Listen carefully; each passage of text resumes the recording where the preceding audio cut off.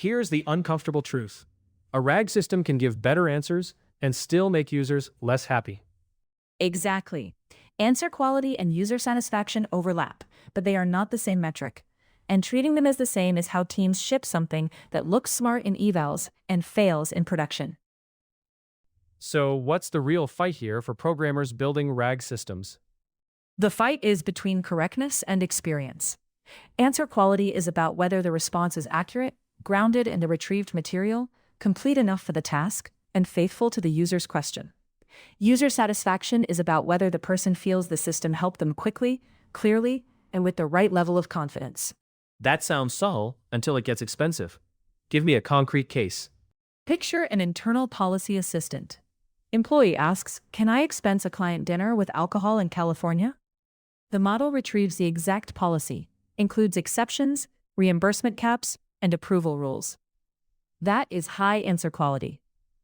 But if it dumps 8 dense paragraphs before giving the yes with conditions, user satisfaction drops because the person wanted a decision in 10 seconds.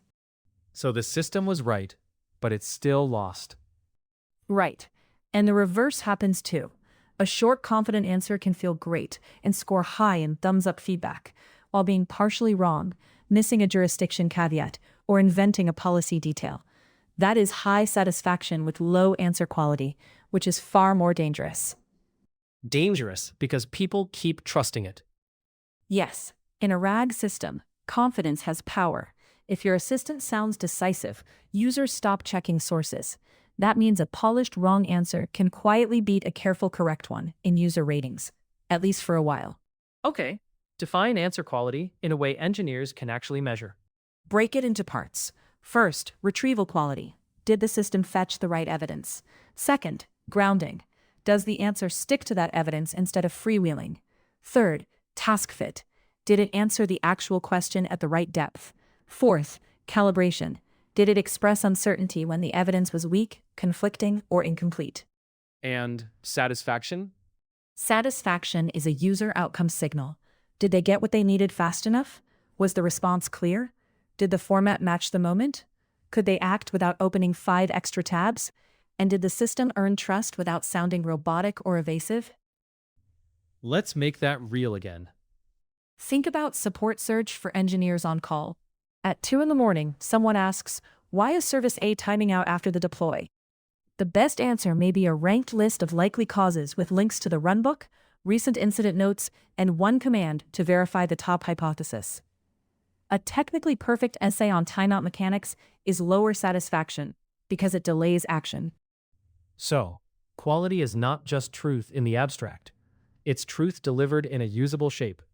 Exactly, but don't collapse that into pure convenience. A usable shape without faithful content becomes a persuasion engine. In RAG, that is the trap. Optimizing for immediate applause can reduce actual reliability. How do you tell the two apart in your metrics, instead of mixing them into one blurry score? Use separate loops. For answer quality, run expert or rubric-based evaluation on sampled queries. Check citation support, factual consistency with retrieved passages, completeness for the task, and whether uncertainty is appropriate. For satisfaction, watch behavior, follow-up rate, time to successful action, reformulations, abandonment, and direct user feedback. So, thumbs up is not enough. Not even close. A thumbs up often measures fluency, tone, and speed. It rarely tells you whether the answer was grounded. You need to compare what users liked with what the evidence actually supported. What does that comparison reveal in practice? It reveals your failure mode. If satisfaction is high but grounded quality is low, your system is charming and risky. If quality is high but satisfaction is low, your system is accurate but hard to use. Those are different problems with different fixes. Give me one practical example of diagnosing that split. A team built a RAG assistant for sales reps answering product eligibility questions. User ratings were strong, but deals kept getting corrected by operations. When they audited transcripts, they found the model was summarizing policy tables into smooth prose and dropping edge conditions. Satisfaction was high because reps got quick answers. Answer quality was low because the missing conditions changed eligibility. And what fixed it? not a bigger model. They changed the answer contract. The system had to state the eligibility result, then list the exact conditions pulled from source text, then surface the one missing piece if evidence was incomplete.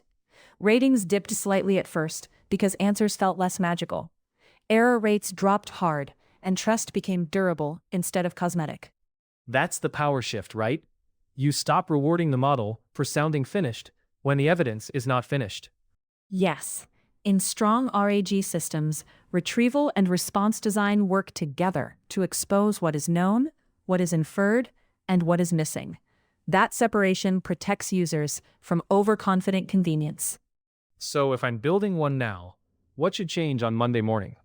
Start by splitting your dashboard. One panel for grounded answer quality, one for user satisfaction. Review queries where the scores disagree.